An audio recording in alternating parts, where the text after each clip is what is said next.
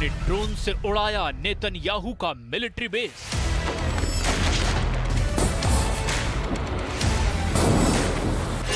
दस अड्डे पर हिजबुल्लाह ने बरसाया बेहिसाब बारूद।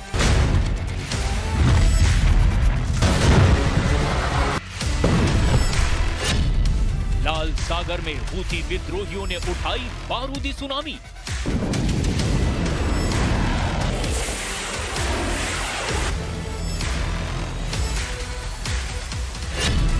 इजराइल का जॉइंट अटैक, लेबनान को जला देगी आईडीएफ।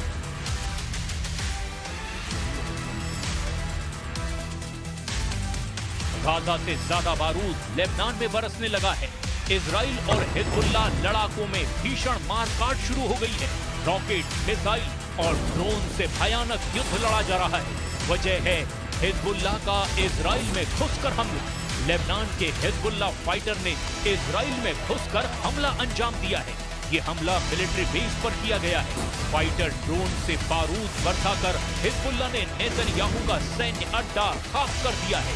हमले के बाद हिजबुल्लाह की तरफ से दावा किया गया, लेबनान बॉर्डर के करीब इजराइल के किबुत्ज मिलिट्री बेस को ड्रोन धमाके से दहलाया गया।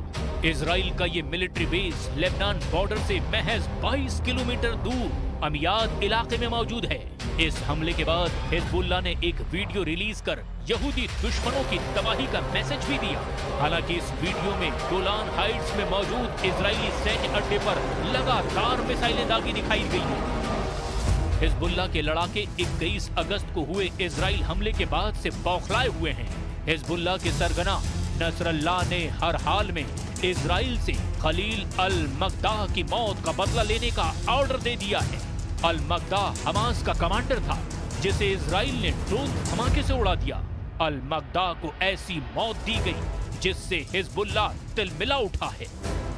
बुधवार की दोपहर लेबनान के सिडोन शहर में अल मकदाह गाड़ी से सफर कर रहा था और लेबनान में हिजबुल्लाह लड़ाकों की पहरेदारी में अल मकदाह हर बात से बेफिक्र था। लेकिन सिडोन शहर में भारी ट्रैफिक के बीच अचानक गाड़ी जोरदार धमाके से उड़ा दी गई।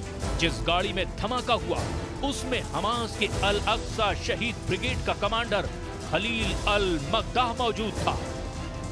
खलील अल मकदाह लेबनान में अपने भाई मुनीर अल मकदाह से मिलने के लिए पहुंचा था। मुनीर अल मकदाह ईरान के रिवोल्यूशनरी गार्ड्स का खास एजेंट के तौर पर कुख्यात है।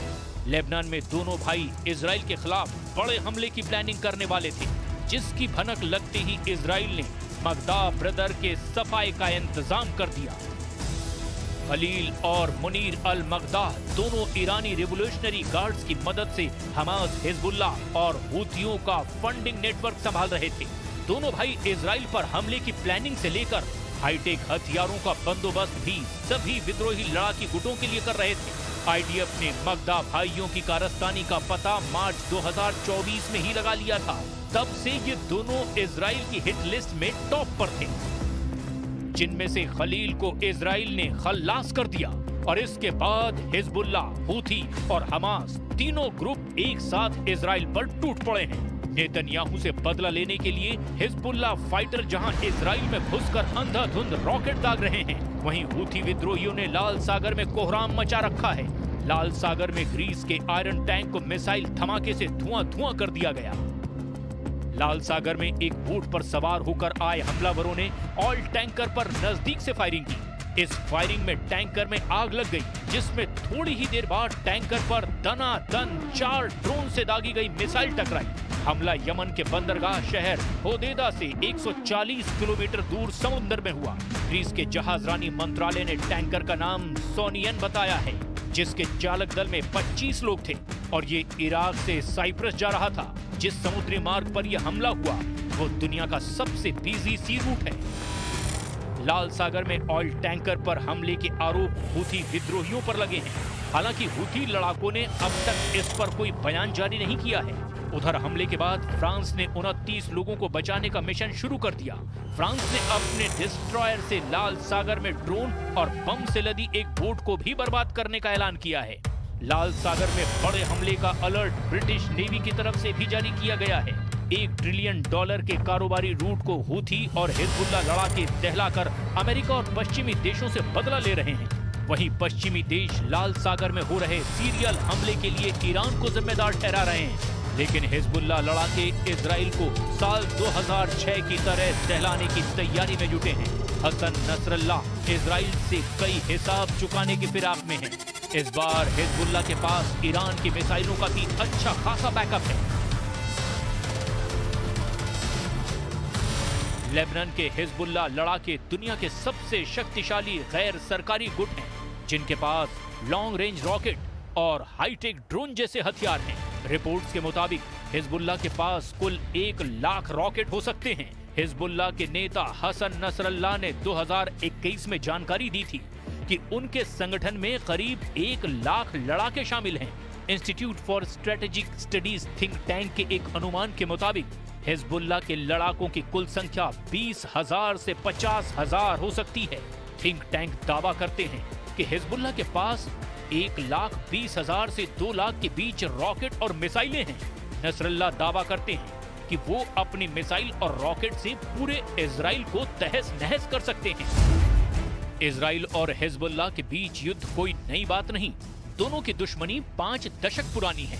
इजराइल ने पहली बार लेबनान में घुसकर हिजबुल्लाह को तब पीटा था जब ये ग्रुप उभर रहा था। 1982 में जब हिजबुल्लाह के गठन का ऐलान हुआ था, तब लेबनान में गृह युद्ध चल रहा था। इजराइल ने उसी साल हमला करके दक्षिणी लेबनान पर अपना कब्जा जमा लिया था, जिसके बाद हिजबुल्लाह फाइटर्स ने इजराइल पर बड़े भयानक हमले किए थे। बरसों चली लड़ाई के बाद साल 2000 में इजराइल ने लेबनान से कब्जा हटाया, मगर साल 2006 में एक बार फिर हिजबुल्लाह ने इजराइल पर हमला करके युद्ध के लिए उकसाया। जवाब में इजराइल की सेना ने हिजबुल्लाह पर हमला करके भारी नुकसान पहुंचाया था। हिजबुल्लाह और इजराइल की दुश्मनी का नया दौर 7 अक्टूबर के बाद शुरू हुआ है।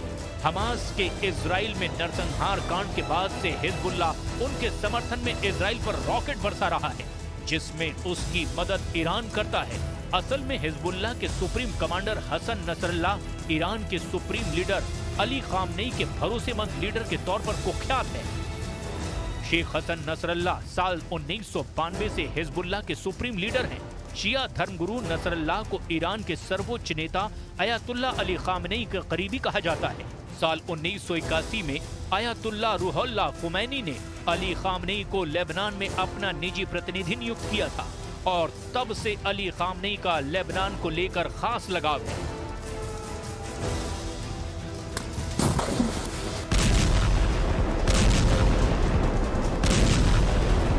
इजराइल से दुश्मनी भी हिजबुल्लाह और ईरान में दोस्ती की सबसे बड़ी वजह है।